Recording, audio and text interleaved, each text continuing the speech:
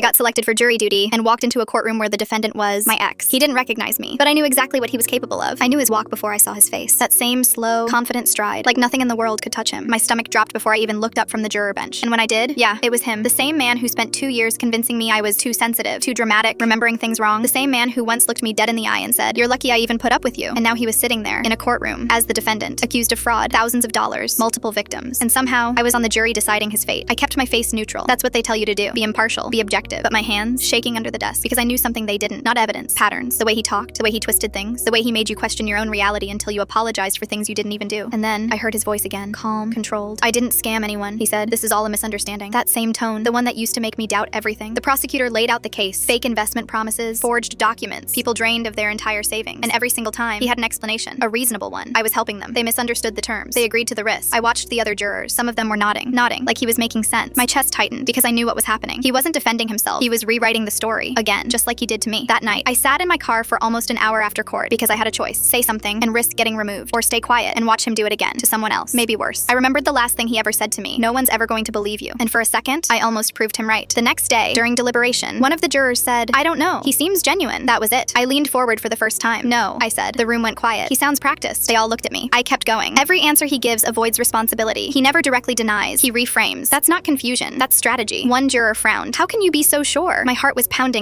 but my voice didn't shake because innocent people try to prove they're right. A pause. Manipulative people try to make you feel wrong. Silence. You could feel the shift. They started going back over the evidence, actually looking this time. The inconsistencies, the patterns, the small lies stacked on top of each other. And suddenly, his story didn't feel so clean anymore. The verdict came back. Guilty. He looked around the courtroom like he didn't understand how it happened, like reality had betrayed him. For the first time, he couldn't rewrite the story. And I didn't have to say who I was, because this time, the truth didn't need me to be believed.